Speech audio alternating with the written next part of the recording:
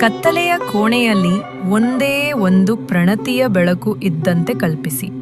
ಆ ಒಂದು ಪ್ರಣತಿಯ ಬೆಳಕು ಸಂಪೂರ್ಣ ಕೋಣೆಯನ್ನು ಬೆಳಗಿಸಬಹುದು, ಕತ್ತಲೆಯನ್ನು ತಳ್ಳಿಬಿಡುತ್ತದೆ. ಹಾಗೆಯೇ ನಾವು ಪ್ರತಿಯೊಬ್ಬರೂ ಈ ಜಗತ್ತಿನಲ್ಲಿ ಬದಲಾವಣೆ ತರುವ ಶಕ್ತಿ ಹೊಂದಿದ್ದೇವೆ.